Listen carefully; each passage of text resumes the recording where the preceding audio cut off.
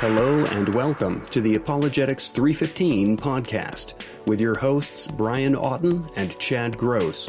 Join us for conversations and interviews on the topics of apologetics, evangelism, and the Christian worldview. Your theories are the worst kind of popular tripe, your methods are sloppy, and your conclusions are highly questionable. You are a poor scientist, Dr. Finkman. I see. Hello and welcome to the podcast. I'm here with Chad Gross, as always. How are you doing this week, Chad? Doing well. It's been a challenging, busy week. Lots going on, but I'm definitely looking forward to this interview today. Oh, yeah. This is a gentleman we're going to be interviewing today, is Dr. Stephen Meyer. I'm super excited about this because I think everything that he's created is just really top-notch. I remember watching various videos that he's produced, and every conversation I hear him in, he's just really sharp. Yeah, I was actually introduced to Dr. Meyer's work through the True You series that Focus on the Family put out, where he does a video series, Does God Exist? And Is the Bible Reliable? And I did both of those in small groups. And man, they are outstanding. Of course, Does God Exist? Deals with a lot of the arguments we're going to be talking about today.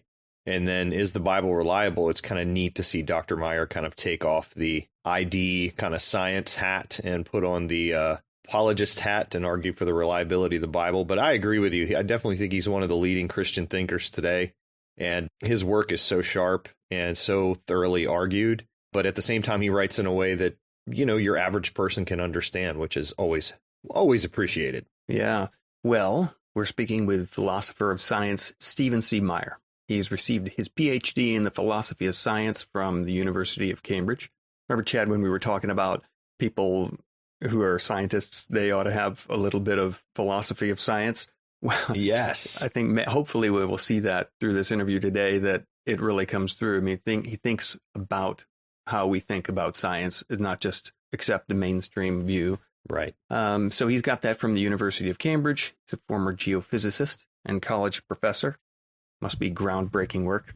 And now directs Discovery Institute's Center for Science and Culture in Seattle. He's authored some best-selling books, Darwin's Doubt, The Explosive Origin of Animal Life and the Case for Intelligent Design, Signature in the Cell, that made a real impact. It's Signature in the Cell, DNA and the Evidence for Intelligent Design. That was named Book of the Year by the Times of London Literary Supplement in 2009. So today we'll be talking about his most recent book, called The Return of the God Hypothesis. Let's get ready. Switch me on. Well, thanks for joining us today, Stephen.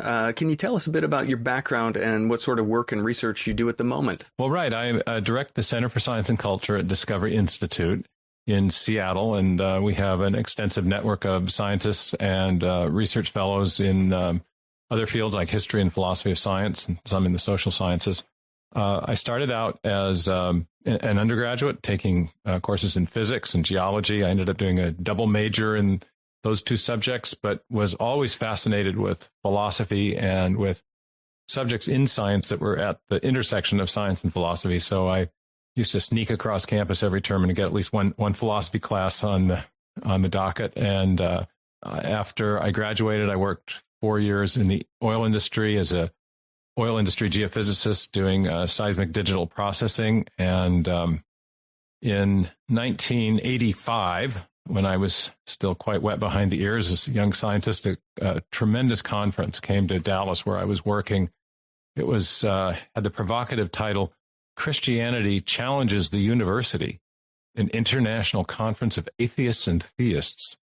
And indeed, it was exactly that. The conference was addressing three big subjects: the origin of the universe, the origin of life, and the origin and nature of human consciousness. And the panelists for each session were divided between those who identified themselves as scientific materialists or agnostics or atheists on the one hand, and theists of various stripe on the other, scientists or philosophers who believed in God.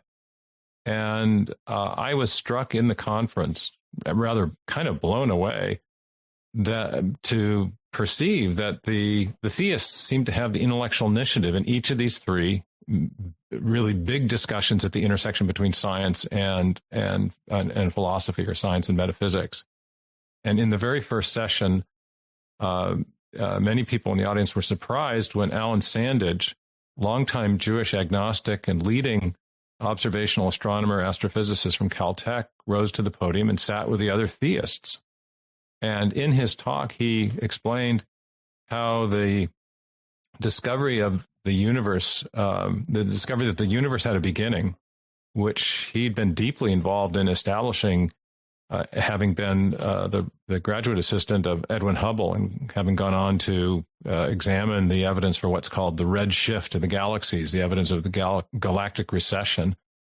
Went on, he presented this evidence and went on to announce that on the basis of that and evidence of fine-tuning and some very deeply personal deliberations, he'd come to believe in God after all. And he kind of told his story and told, some of it was definitely a consequence of the evidence that he'd been examining. Some of it was some soul searching, which he also revealed. And I was really impressed. It was a deeply authentic presentation of someone who's grappling with the ultimate issues.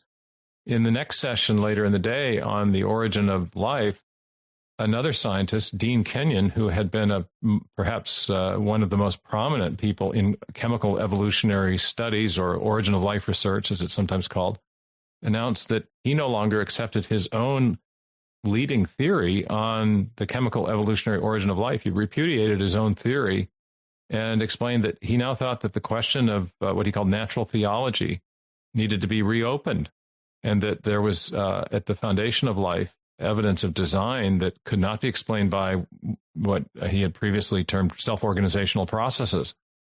And the discussion about the origin of life particularly fascinated me. There were other authors on the panel, Charles Thaxton, Walter Bradley, who had just written a book called The Mystery of Life's Origin.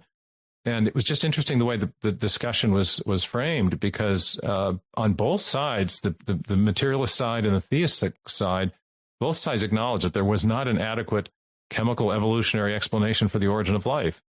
And the question came down to, how long will we wait for a materialistic explanation before we consider the possibility that there may have been something else besides undirected material processes involved? And Thaxton and Bradley and Kenyon were all arguing that, in particular, the information-bearing properties of DNA and RNA, the large, what are called biomacromolecules in the cell, suggests the possibility that a mind had played a role, that information is something that we know from experience arises from minds. And so these were just really fascinating discussions. It happens that Thaxton was working in Dallas at the time, and I met him after the conference and started dropping by his office. We'd have long discussions, and within a year, I was off to Cambridge on a Rotary Fellowship and to a Department of History and Philosophy of Science.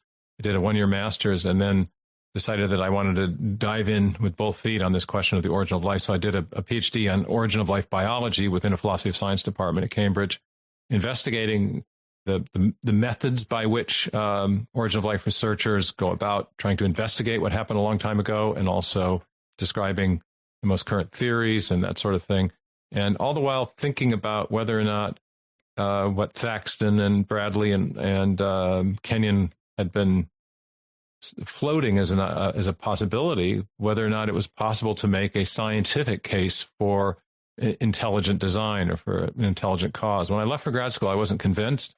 By the time I was finished, I realized that the method of reasoning that was used in these historical sciences was actually could be used to make a compelling case for intelligent design. And so anyway, came back, taught at Whitworth College. Now, by that time, it had been upgraded to Whitworth University, taught there for 12 years. And in 2002, came over.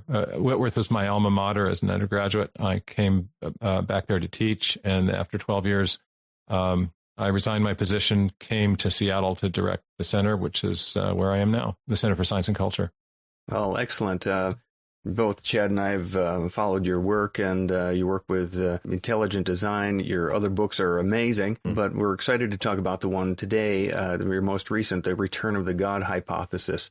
So thanks so much for joining us today. Oh, yeah, thanks for your interest and having me on. One of the things you mentioned, and one of the things I love about your work, and it just bleeds through when anybody takes the time to consider it, is that you are somebody that's scientific minded, but yet you have a very high regard, as you explained, for philosophy. And part of that was my dad. He was a mechanical engineer who had a very high view of science, and he'd encourage me, to take as much math as I could before I made a decision about majors. And so I have to tell a story in some of my talks about bringing a grade slip home after my junior year.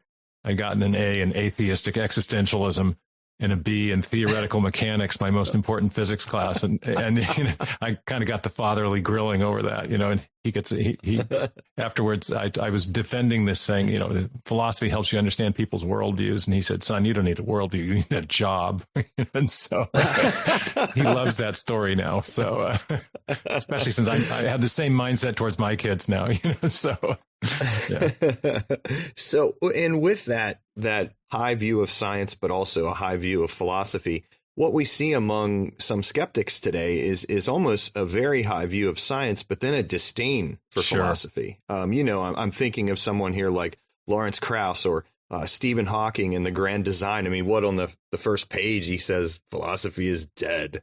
And so how do you see what is the importance of philosophy and science interacting and having a high view of both when you're approaching your work? Well, right. I mean, a number of the new atheist writers have expressed their disdain for philosophy, but it happens that they're doing philosophy. They're just doing it kind of poorly because, they are expressing a knee-jerk commitment to scientific materialism. They're making deeply materialistic presuppositional commitments without knowing that.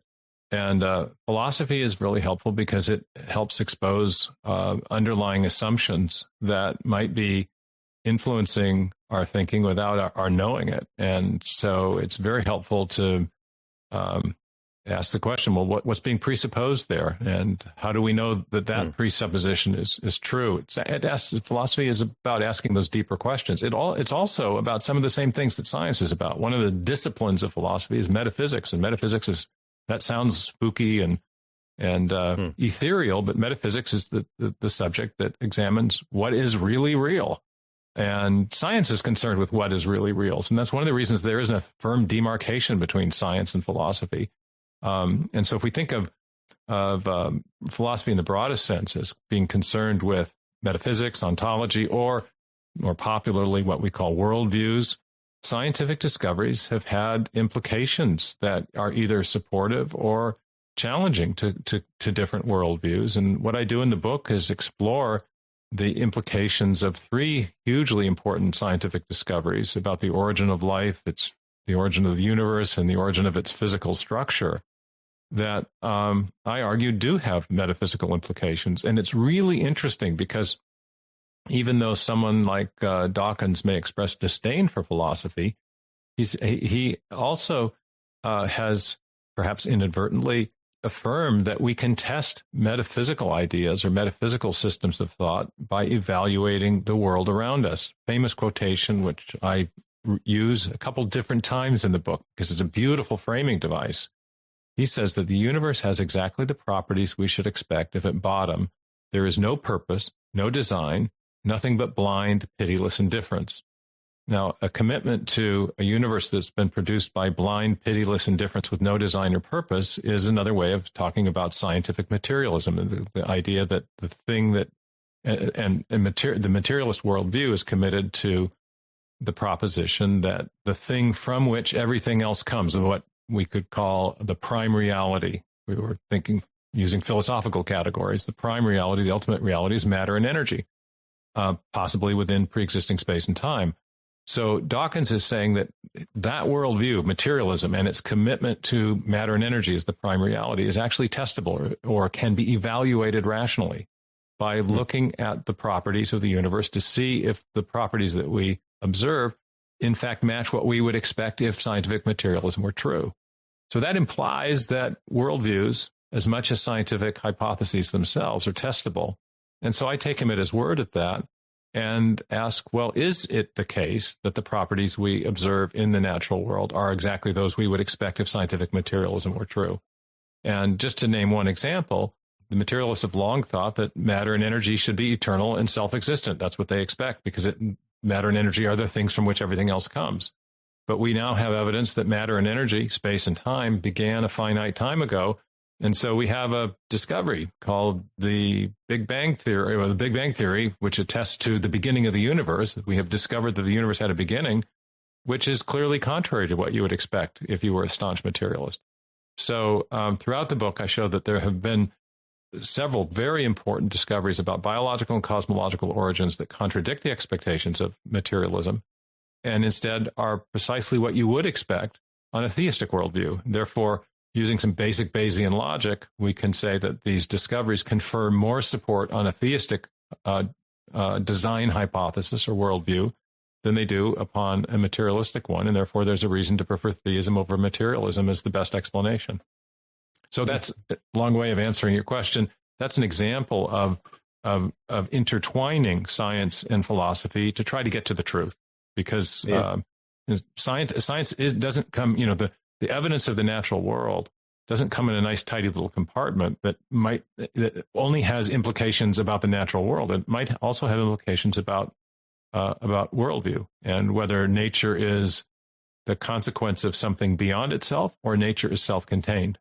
You titled the book The Return of the God Hypothesis, and you explain in there how the idea that the world is designed by an intelligent creator that many would affirm as God, and the traditional understanding of that, that's where, from that worldview, we were able to predict that, the universe has certain laws, certain features that are trustable, that we can test.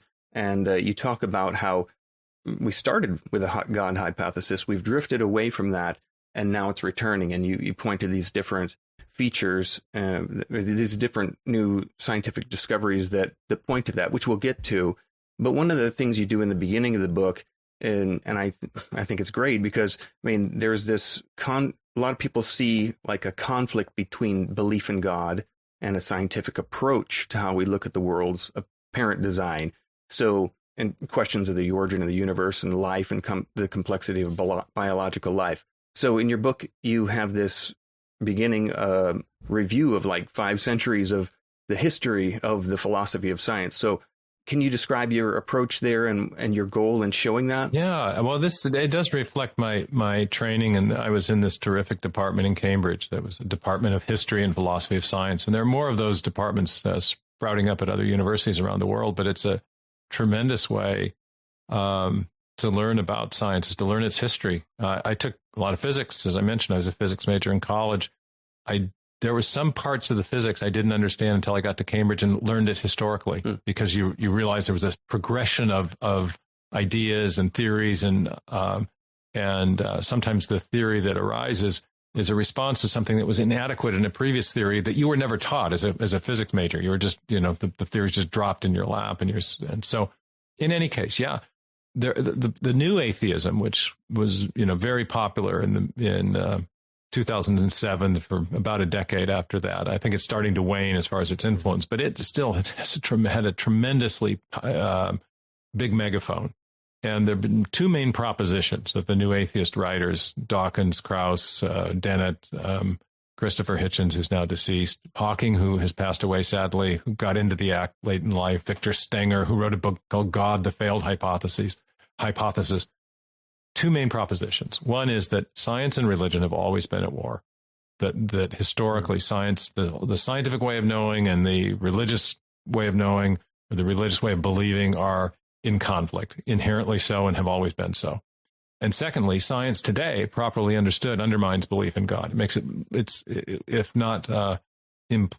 either extremely implausible or, as Dawkins puts it, very, very, very improbable. And so I take both of those things on, but I start with the history, because the telling of the history of science has been deeply colored in a misguided way by some late 19th century books with titles like The History of the Warfare Between Science and Christianity. And these were these were profoundly revisionist works that were reflecting the zeitgeist in the late 19th century with the rise of Darwinian evolution, with figures like Haeckel and Huxley. And the historians of science today who go back and look at the period prior to that, known as the scientific revolution, see that, first of all, it arose in a distinctively Judeo-Christian, indeed Christian milieu in Western Europe. Mm-hmm. And secondly, it did so for very specifically Judeo-Christian reasons, as both the late medieval Catholic theologians and the reformers were rediscovering the Hebrew Bible as a source of information or a framework for understanding nature and developing a theology of nature. So you have, in that period of time, you have things like you have the use of these metaphors that are clearly theological. You've got the book of nature versus not verses, but the book of Scripture. And so the scientists are studying God's revelation in nature, just as the theologians are studying it in Scripture. And it was assumed that the two would agree. You have the idea of the laws of nature, which is a juridical metaphor of theological origin, as one historian of science puts it. And there are laws of nature because there is a God of order who is imposing on nature an order that could be otherwise. And so part of this idea was that there's an order in nature. The Greeks believed that too, but the Greeks believed that the order was sort of logically necessary. And once we perceived it, we could make all kinds of deductions without really having to look at nature. But there was, in this period of time, the idea of a contingent order that was impressed on nature from the outside by the will of the creator. It could have been otherwise. Newton described an inverse square law to describe gravitational attraction. That might be the right answer, but it could have been an inverse cubed law or a linear relationship between the variables or whatever. And so you had to go and look to see. So Robert Boyle said, we can't deduce what God must have done. We must go and look and see what he actually did do. And so this was the spirit of the scientific revolution, but that was a theological proposition coming from something that historians of science call theological voluntarism, the idea that God could have, yes, he's God of order, and yes, he will build rationality into the universe, but which form of rationality, which type of order is contingent on his will and choice, and therefore we must go and look. And a third metaphor during this period of time was the idea of nature as a clock. And that later became sort of secularized. It first went through a sort of a deistic phase, and then we looked for mechanisms without a designer. But as promulgated by Boyle and others, the clockwork metaphor was meant to convey that there are mechanisms and causal regularities in nature that are the product of an ingenious designer, a grand artificer. And he didn't think they were all set up from the very beginning like deists. He thought there were mechanisms in natural objects that showed their own integral design.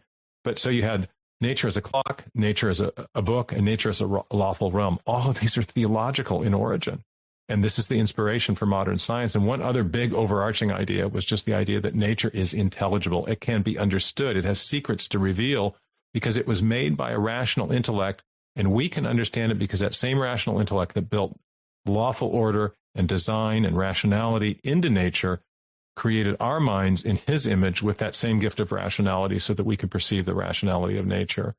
And so this was just a profoundly theological enterprise. Rodney Stark, the great historian of science, formerly from University of Washington, now at Baylor, wrote a great book for Princeton University Press called For the Glory of God. And about this period of time when scientists were studying nature to reveal the majesty of what God had created. Yeah, I love the title of the book because I was listening to your interview with Brian Keating, which was, wow, listeners, if you haven't watched that yet, you need to find it. He's terrific, by the way. That was just fantastic. Wow, what an amazing interview. Intellect. And what a great model of how two people coming from a topic from two different directions can come together and discuss it reasonably and rationally. But one of the things he pointed out in that interview was, he said, what does this title mean? Return of the God hypothesis. Some of us never started with the God hypothesis, Yeah, So I love the title because it it's very provocative in the sense of I could see people thinking, well, what's the God hypothesis? And so, I chose it in part because it invites the story. There is a big story here. There's a story arc. It's a rise, fall, rise plot structure, if you will. Christianity gives rise to modern science in this period of the scientific revolution. Christianity, with its Judeo-Christian, with the roots in the Hebrew Bible, the concepts about the laws of nature for the early modern scientists were coming out of the book of Job. It's a fascinating story. I won't get too much into the details. It's in the book. But in any case, and then we lose that. Western science loses that in the late 19th century. There are still great Christians or theists doing science. James Clerk Maxwell at the end of the 19th century, who had the Cavendish laboratory door inscribed with the psalm, "Great are the works of the Lord, sought out by all who take pleasure therein." That, for him, it was the motivation for science. But by and large, science is taking a shift towards a more materialistic philosophical framing. And you get figures like Darwin, who tells us where we came from, Marx, who's got a utopian but materialistic vision of where human beings are going, Freud, who comes a little bit later, who tells us what to do about human guilt and the human condition. And between the three, just those three figures, and there were many others, you have a kind of comprehensive materialistic worldview developing that answers all the basic questions that Judeo-Christian religion had always answered. Where do we come from? Where are we going? What do we do about the human condition? And then you have other figures like Huxley and Haeckel, and you have these origins theories. Laplace, going back to the beginning of the 19th century, tells us where the solar system came from without any guidance or design, whereas Newton had argued, made an exquisite initial condition fine-tuning argument in the General Scholium to the Principia about the origin of the solar system. Laplace thinks he can explain it without a design hypothesis. Darwin does the same in biology. You've got the geologists explaining the great features of on planet Earth by slow, gradual, undirected material processes. And by the end of the 19th century, you get this kind of seamless narrative stretching back as far as we can imagine, right up to the present, in which everything arises by essentially self-organizing material processes. And therefore, as Laplace is rumored or reported to have said to Napoleon, we don't know if he actually said it, but the scientists have no need of that hypothesis, of the design or God hypothesis. And so that's the scientific approach, or the materialist. That's the philosophical framework that we inherit for science in the 20th century. And the book tells the story of three great discoveries that are challenging that materialistic framework and suggesting again that God is the God hypothesis is a necessary explanatory hypothesis. Not in the period of the scientific revolution, theistic presuppositions gave rise to modern science, and many of the scientists thought they were seeing evidence of the activity of an intelligent and powerful being, as Newton put it, in nature. So the God hypothesis was both a source of presuppositions and an explanatory hypothesis. And I argue that it now should again be an explanatory hypothesis.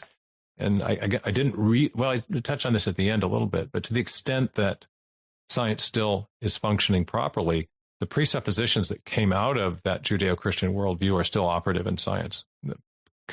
A conviction in the regularity of nature, a trust in the causality, in the principle of causality, things like that. Yeah.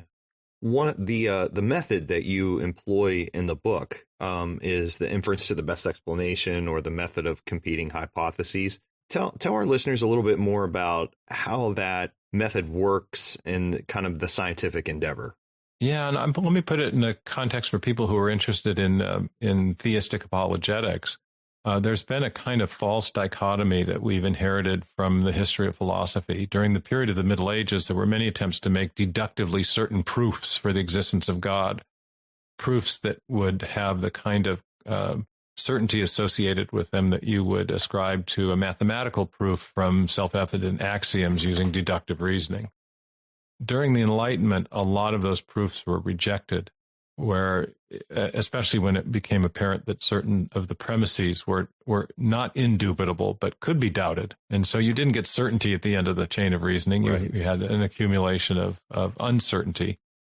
And as a consequence of that, by the late Enlightenment, you had figures like Kierkegaard and others who were still theistic, but said there's no rational basis for faith. We have to take these irrational leaps, maybe not irrational, but certainly not. And so you had this kind of this dichotomy between rationalistic approach to belief in God, which had been largely abandoned after the late Middle Ages, and there was still, and then fideism, faith and faith alone. The idea that you don't really need such arguments, you can't make them.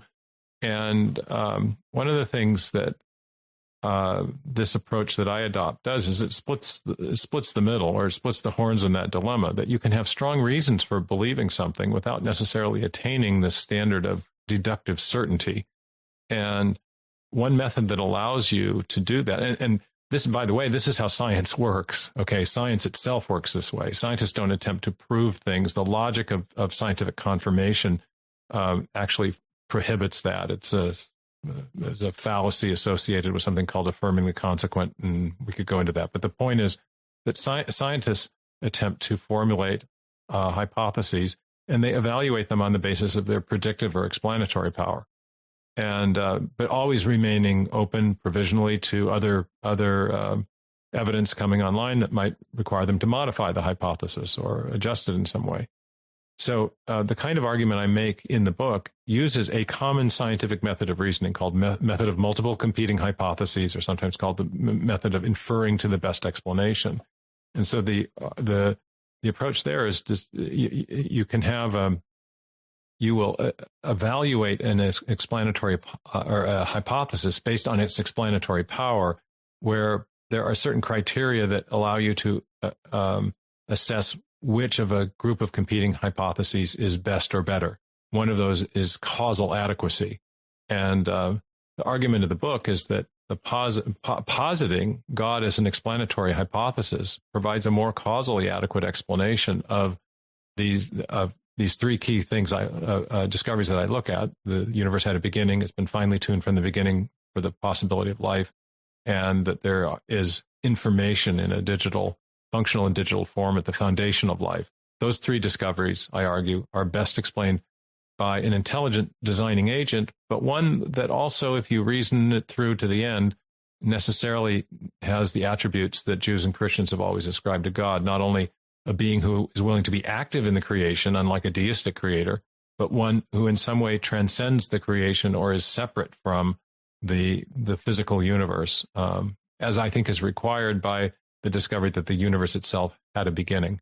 That if you think of the Big Bang as the first effect or first event, then there is a need for a causal explanation, but causes are always separate from their effects. And so I think the discovery that the physical universe has a definite beginning requires a cause that is separate from or transcendent of or above the physical world itself. Mm-hmm. So anyway, method of the inference to the best explanation then is a way of providing what you could call epistemic or evidential support without trying to attain the unreasonable standard of absolute certainty.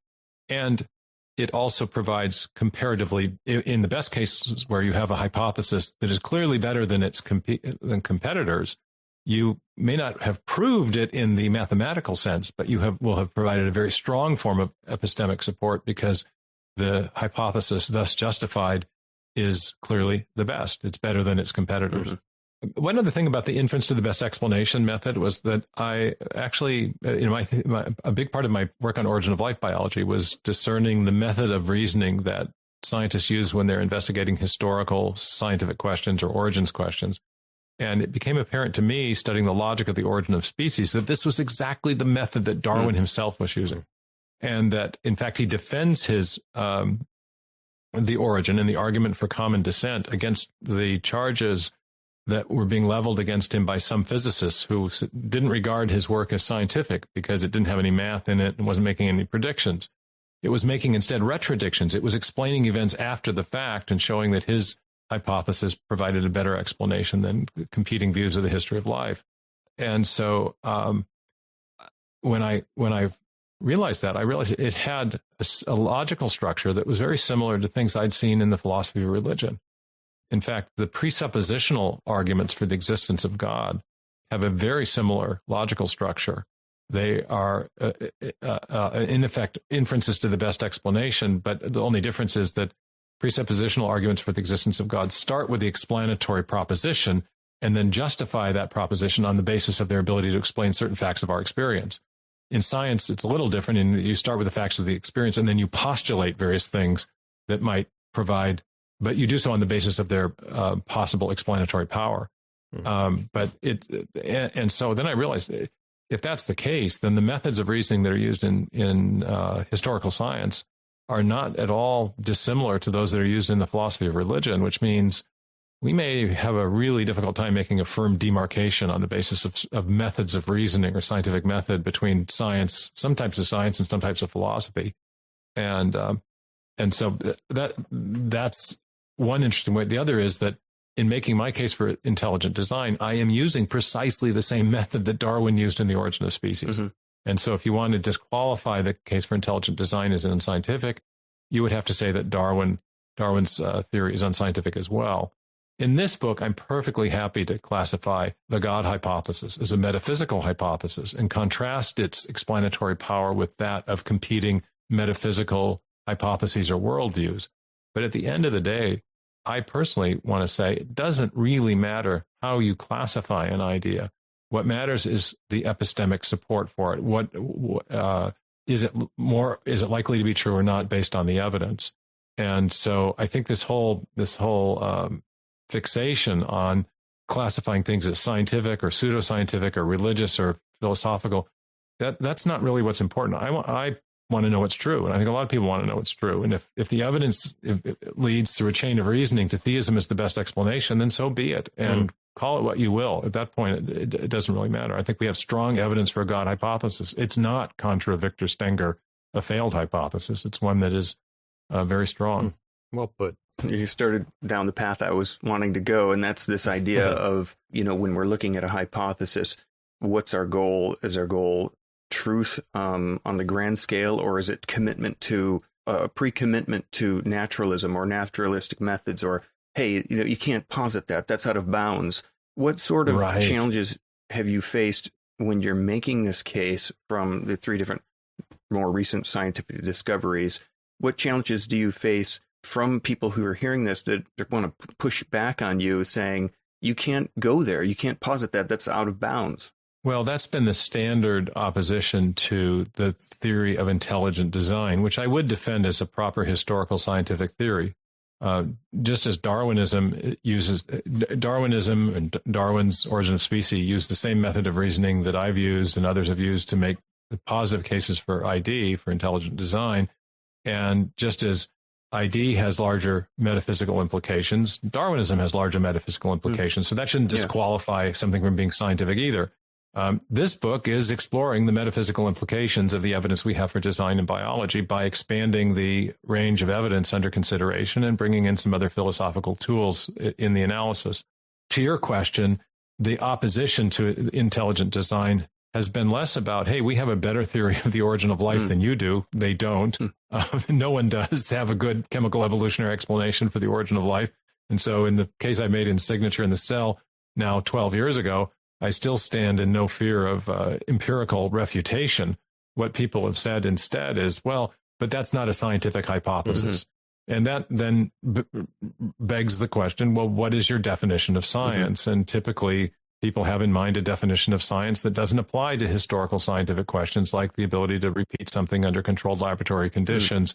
We're not going to be able to replicate life in the laboratory under controlled laboratory conditions, though we do use simulation experiments and that sort of thing. But even those, I think, to the extent that they are applicable, have revealed the importance of intelligent design because they rely so heavily on the intelligent chemist to move the chemistry in a life-friendly direction. But the big point is, if science is concerned ultimately to know what really happened, what's really the truth, or what generally happens, at least in the case of the historical scientific questions, we need to be open to the idea that either undirected material processes produce the key events in the history of life in the universe, or a creative intelligence played a role. Those are two logically possible answers to the question, what caused life or the universe to come into existence? And if we exclude one by definition, we have an impoverished form of inquiry that ends up being circular in the sense that the presupposition determines the outcome of the inquiry. and we don't want to do that. I mean, that's part of the case that we ID people have been making. We have an evidential case for intelligent design, and we want to also contend for a more open philosophy of science that allows us to consider both materialistic explanations, but also non-materialistic explanations that involve mind or creative intelligence, where appropriate, where the evidence justifies that. I want to jump ahead so badly to this idea of, postulating a mind or an intelligence as a cause of something, but I fear doing that, because if people would only read the book, they would say, oh, this makes perfect sense, because you've got three different categories of things that, okay, we need a source of information for DNA. We need something external to the physical realm and time and space for the universe's origin and things like that. Fine-tuning parameters for initial conditions for the universe. So you've got all these different things that need to be calibrated, need to be set perfectly on point in order for them to be as they are. So, but I think that the pushback I would imagine when someone hasn't read the book is, wait a minute, you're postulating a mind, you're postulating these entities. We don't even know what that looks like. Yeah, you can say that there's an intelligent designer in the lab doing the experiment, but we know about those, so we can posit that. But we don't know about this external entity, so maybe we can't go there. That's an objection, a common objection. I addressed that fairly extensively in Signature in the Cell. Here's a quick and dirty illustration. Let's say you're an archaeologist and you're investigating some caves that have been discovered under the ice in Antarctica.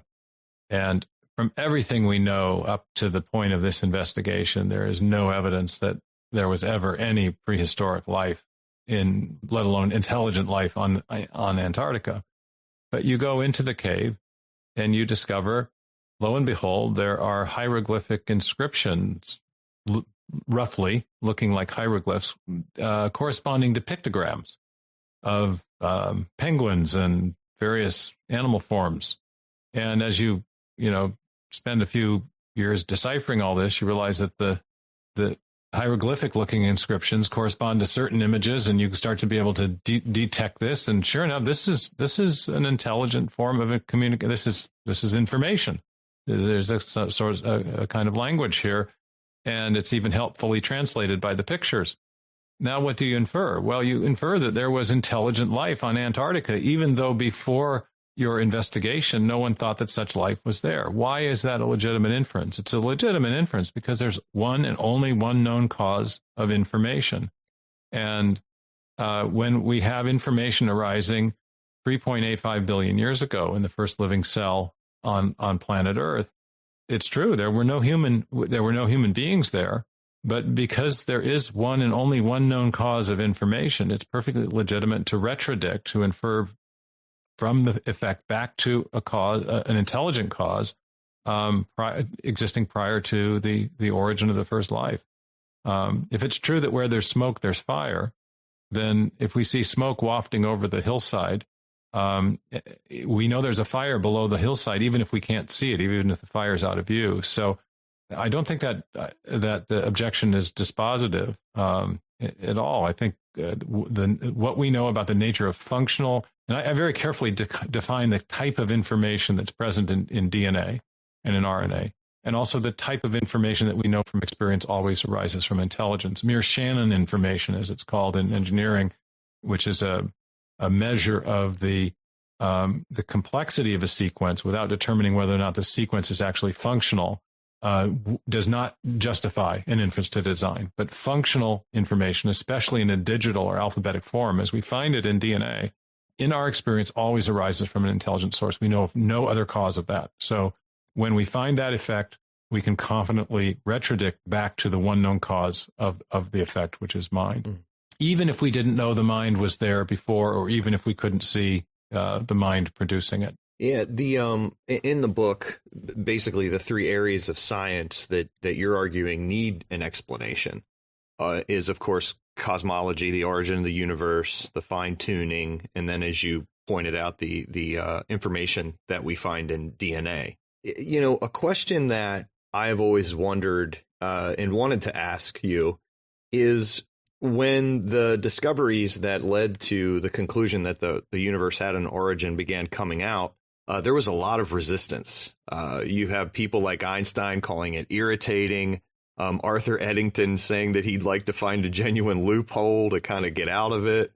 And we've had people... Fred Hoyle calling it the Big Bang in order to stigmatize the idea that the universe had a beginning. Yeah. It was a pure pejorative term, and then it just stuck, and it's with us to this day, you know. Yeah. Well, this shows what you're... I mean, it's a great question, and it shows that the universe did not have the properties that we should expect if materialism were true. The default worldview of scientists at this time was straight up scientific naturalism or scientific materialism. And the concept of a beginning was anathema on its face to that worldview. And so you got this visceral, knee-jerk, and somewhat irrational response from people who were otherwise absolutely great scientists, some of the greatest scientists of the 20th century. I mean, Hoyle is a fantastic physicist. And he later made really important discoveries about fine-tuning that caused him to shift his worldview. But initially... Actually, he held on to the steady state right at the end of his life. Bondi, whom I met in Cambridge. I was fortunate to meet both Bondi and Hoyle when I was a student in Cambridge. And I was at a high table dinner with Bondi, and we adjourned to I was only introduced to him as Herman. Okay, so he's this really nice Hungarian man, and he said we adjourned to the senior common room. I'm in a chair. He comes, sits down in front of me on the floor, crisscross applesauce, like, you know, in kindergarten, starts asking me questions. And I'm a first-year grad student, start waxing eloquent about the work I was doing on DNA and the origin of life.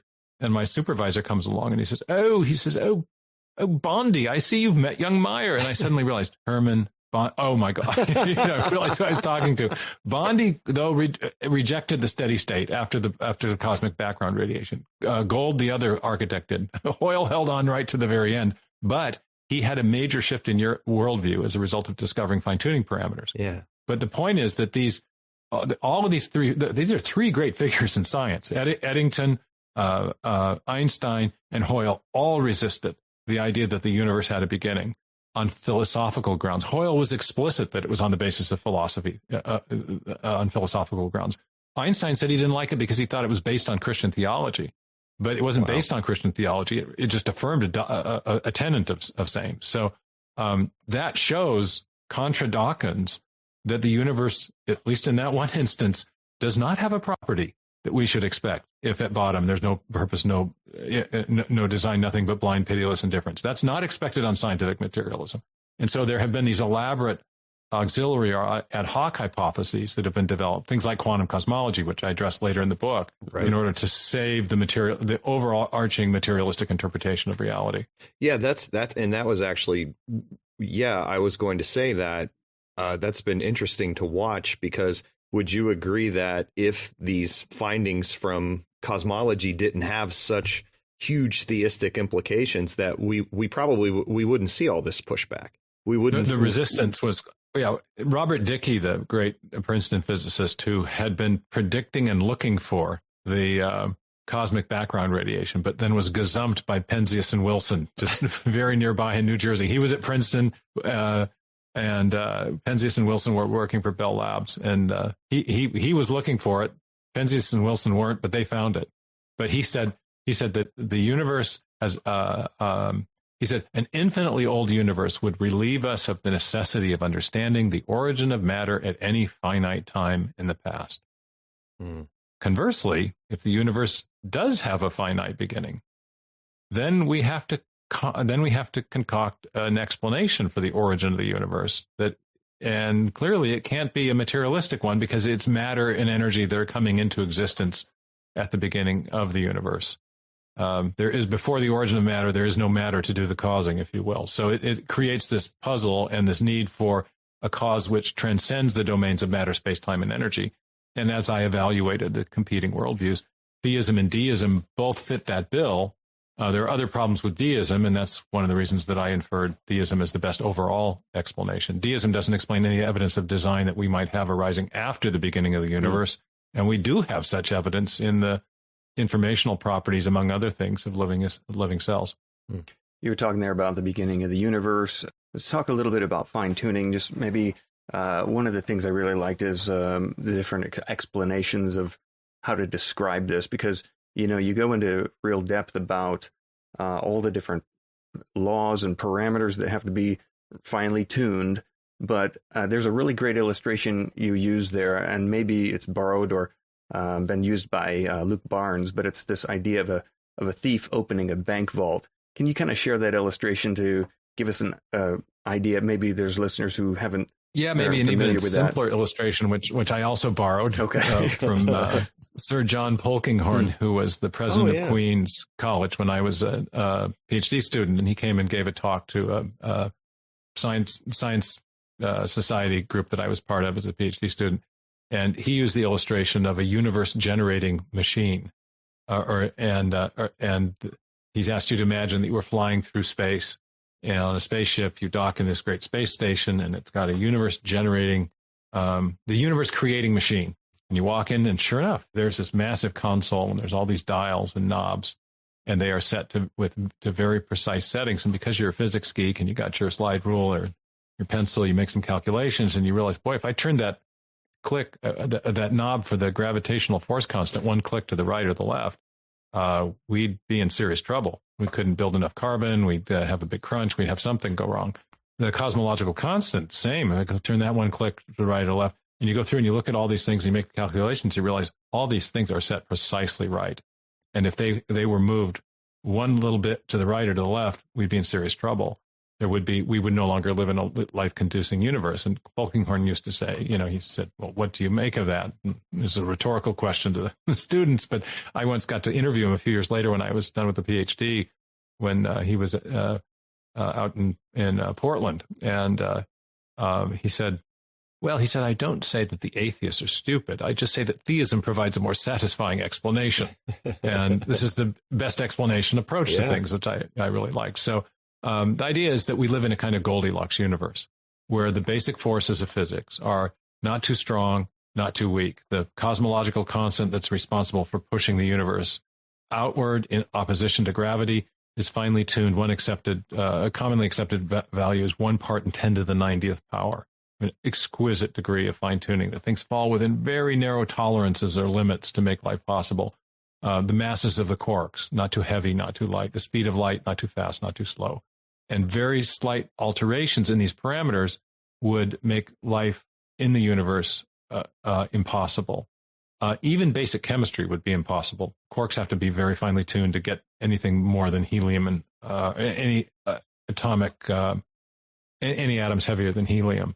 And so this is remarkable. And it's especially remarkable because there's no underlying physical reason or theory as to why the parameters have to be as they are. These are called what are called free parameters in physics. They're not governed by an underlying law or theory. They're arbitrary or contingent on something else. The question is what? And the most common explanation, or the most common sense explanation, is that fine tuning is contingent on a fine tuner. And Hoyle himself came to this and said that the data we have suggests that a super intellect has monkeyed with physics and chemistry to make life possible, that there are no blind forces in nature we're talking about, he said. So he came to accept a design hypothesis. And the contrary view of that now, of course, the most popular alternative view is the multiverse. And that's, I think, another example of how a discovery of modern science was not expected on the basis of pure naturalism. And because what scientists had to come up with to account for the fine-tuning is really exotic. The idea that there are these billions of other universes out there and universe-generating mechanisms that produce them and so on. That's an elaborate ad hoc or auxiliary hypothesis added to basic naturalism to try to save the explanatory power of the overall worldview as a system of thought. As a follow-up to the fine-tuning question, I want to kind of throw an objection at you regarding the fine-tuning. So I don't know if you're familiar with the puddle analogy offered by Douglas Adams, the author of The Hitchhiker's Guide to the Galaxy.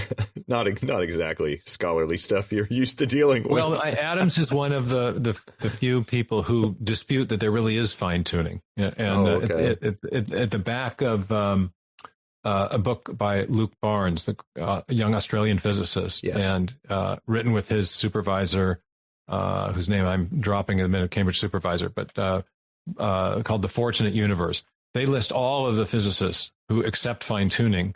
Barnes is a theist, his supervisor was a materialist, and they have an extensive discussion at the end, about competing explanations for the fine-tuning, but they both concede that fine-tuning is correct. It's a fact that needs explanation. The question is how best to explain it.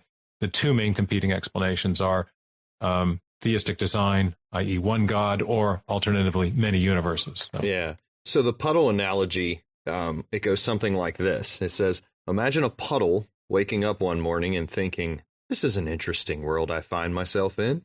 An interesting hole I find myself in. Fits me rather neatly, doesn't it? In fact, it fits me staggeringly well. Must have been made to have me in it. So, of course, in the same way, why are we kind of surprised to find ourselves in a universe that... Yeah, this is just a colloquial way of conveying what's called the weak-anthropic principle, which is an attempt not to explain the fine-tuning, but to explain it away, or to say that we don't really need an explanation. And the idea there is that, and to unpack the logic of the puddle analogy, is of course we find ourselves in a universe that has exactly the properties that are necessary to allow for us to exist. If we weren't in such a universe, we wouldn't be here. True. But we didn't actually ask for an explanation as to your existence. We asked for an explanation for the incredible fine-tuning of the parameters that made your existence necessary. It is not logically necessary that we would. It is, yes, logically necessary. It logically follows that we live in a universe that has properties that are consistent with our existence. That's a tautology, of course. But it is not logically necessary that those properties needed to be so incredibly improbable, and that there were so many of them that had to be so improbably fixed. That does require explanation. And positing in the weak-anthropic principle also focuses on a necessary condition of our existence, namely a universe with certain properties. But what we're actually asking for is a causal explanation for the fine-tuning itself. And that, so the weak-anthropic principle explains it focuses on the wrong phenomenon of interest. It's not the fact that I'm here. It's the explanation for how things were so improbably set to allow for me to be here. And it offers a necessary condition where what we really want is a causal explanation, where a cause involves an element of sufficiency, not just a necessary condition. So I unpack this a bit more. There's some very subtle logical fallacies in the puddle analogy and the weak-anthropic principle. But the biggest, probably the easiest thing to get your mind around is that it is, yes, of course, logically necessary that we live in a universe with properties that are consistent with our existence, but it was not necessary that those properties were so incredibly improbable. Yeah. Thank you. Excellent.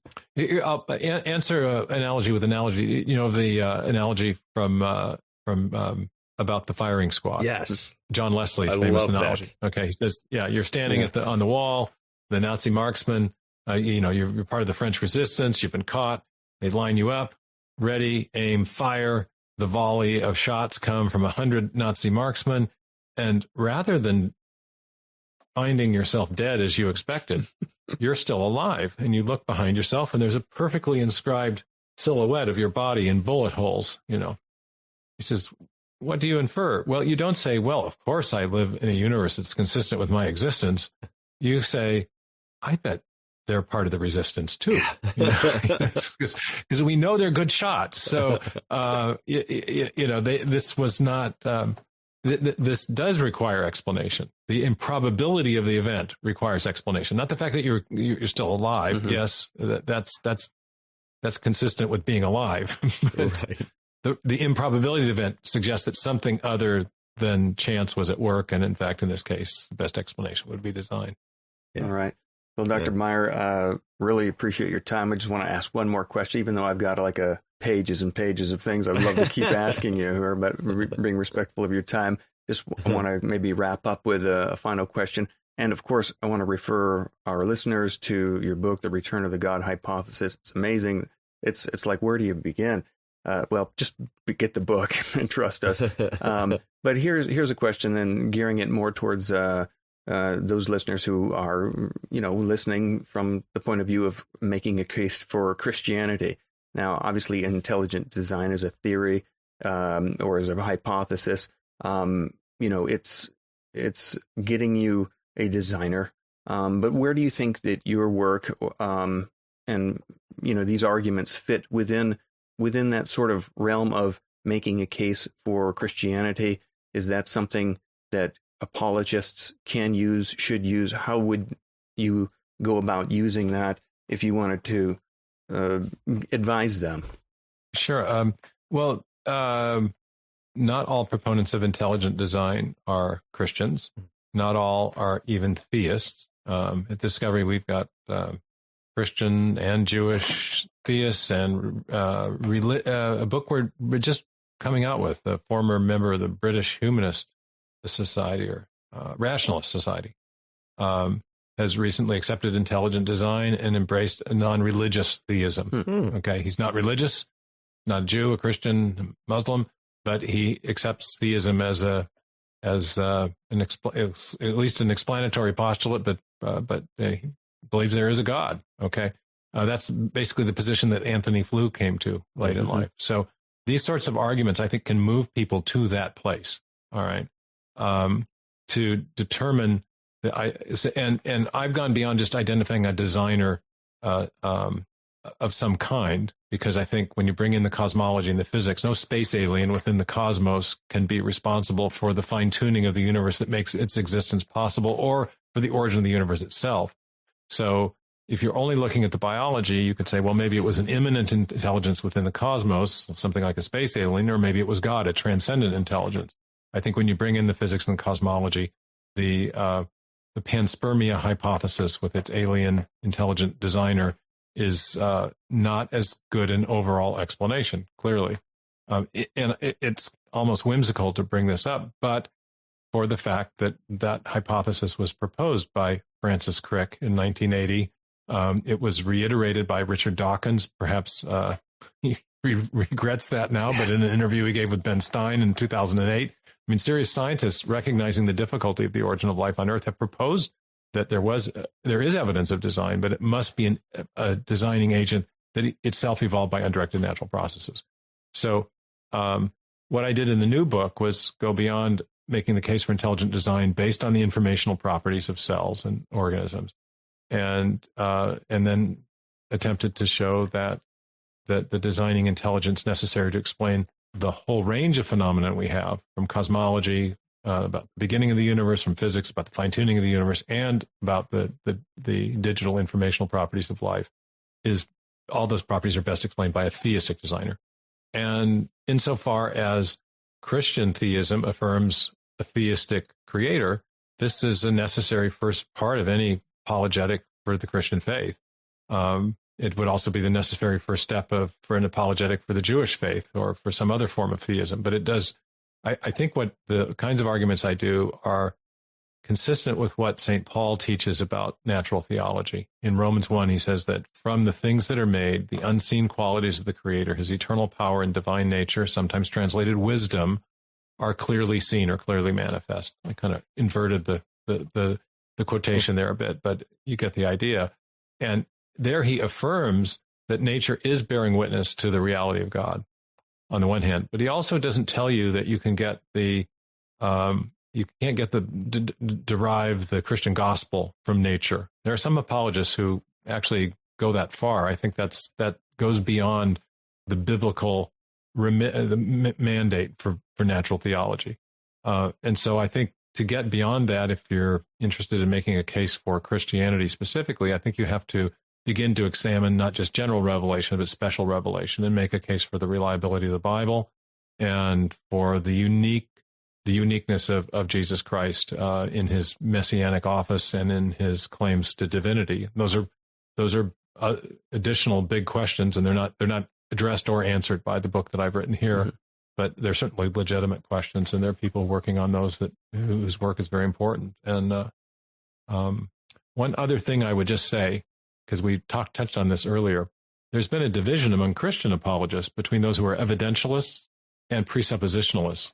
And one implication, though not spelled out in the book, of the work I do is that that's essentially an epistemological false dichotomy, because the people that were making, remember I said that the use of inference to the best explanation is common in science, especially in the historical sciences. Yeah.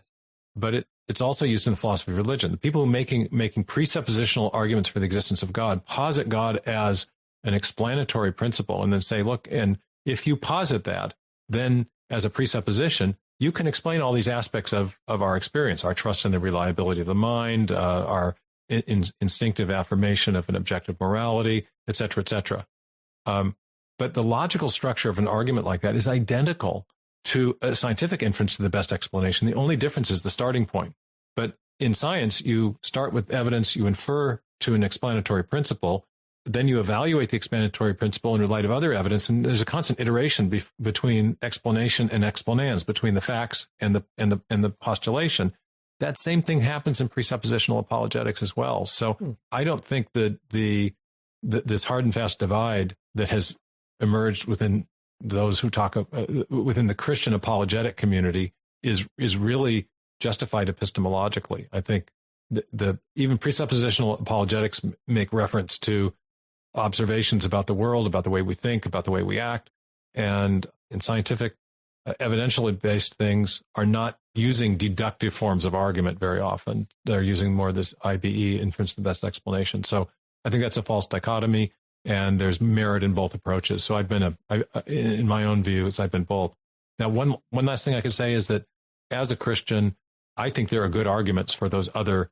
There are good arguments for the reliability of the Bible and for the uniqueness of Christ as both a messianic and divine figure. But those are arguments I don't make in this book, and would have, and either leave to others or we'll consider for later. When I taught apologetics at Whitworth University, I devised a course called Reasons for Faith, and I built it around those three big questions. Does God exist? Is the Bible reliable? And who is Jesus Christ? Mm-hmm. This book only addresses the first, and that's as far as I'm taking it for now. I'm pretty happy to have this book finished. So we'll let other people address those other questions. And of course, I have great Jewish colleagues and colleagues who are non-religious theists, and I think there's a general sense of camaraderie that's developing among people who are disaffected with materialism as a worldview, and that's so strong that there's a kind of congenial community developing internationally among people who say, materialism is a spent force. It's time to start talking about some of these things. And I think some of the discussions that are going on about the different religious viewpoints are taking place in a context that's much more congenial than maybe what took place in Europe during the period of religious wars and things like that. And I think that's very healthy. I've been at conferences where just amazing conversations between agnostic Jews, religious Christians, lapsed Christians, nominal, but people who think there's got to be more than materialism. What is it? What's your tradition say? What's our tradition say? What can we learn from each other? There's really constructive discussions that are taking place among scholars around the world about these things. So, wow. Well, excellent. Thanks so much for joining us. Would you mind pointing our listeners to where the best place to find your resources and books? Well, thanks for asking. I have a new website called returnofthegodhypothesis.com. And it's got links from there to book websites for the other books that I've done, to a YouTube channel where some of those debates that you mentioned are logged, animations of the little nifty molecular machines that are working on inside cells. So if you go to returnofthegodhypothesis.com, and you can navigate from there to a lot of other sites that are related to my content. It's a great place if you're interested in the issue to take a deep dive. The book is, of course, available on all the online booksellers, Barnes & Noble, Indie Books, Books A Million, Harper One has its own online site. And then that's my publisher. And then, of course, Amazon. Got everything. Dr. Stephen Meyer, it's been a real honor to have you on the podcast. Thanks for joining us today. Thank you. Thank you. Thank you, guys. Well, great questions. Good discussion. Really appreciate it. Thanks for listening to the podcast. If you have a question you'd like us to address or just a message for us, feedback, good or bad, you can either email us at podcast@apologetics315.com or leave a voice message for us using SpeakPipe. Just go to speakpipe.com/apologetics315 to leave us a message. And remember, if you include a Ghostbusters quote in your question, we guarantee that we'll read it on the podcast, and we also ensure up to 50% better quality answers. Also, if you've enjoyed today's podcast, please leave a review in iTunes or the podcast platform of your choice, and please share this episode with a friend if you found it useful. Remember, you can find lots of apologetics resources at apologetics315.com, along with show notes for today's episode. Find Chad's apologetic stuff over at Truthbomb Apologetics. That's truthbomb.blogspot.com. This has been Brian Auten and Chad Gross for the Apologetics 315 podcast, and thanks for listening. Amazon is offering sign-on bonuses up to $1,000, plus get up to $20 an hour for select roles. The best part? We're hiring near you. So start now to take home something greater. New, higher wages with a sign-on bonus, a range of real benefits, and career growth opportunities in a top-rated workplace. So earn more and see how great pay and sign-on bonuses can lead to a greater life for you. Go to amazon.com/apply. Amazon is an equal opportunity employer. At Total Wine & More, we know what pairs perfectly with summer. Go ahead, test us. What goes best with a beach trip? This crisp rosé. A pool party? Try these craft beers. Oh, you're good. Wondrous selection, helpful guides, ridiculously low prices. Total Wine & More.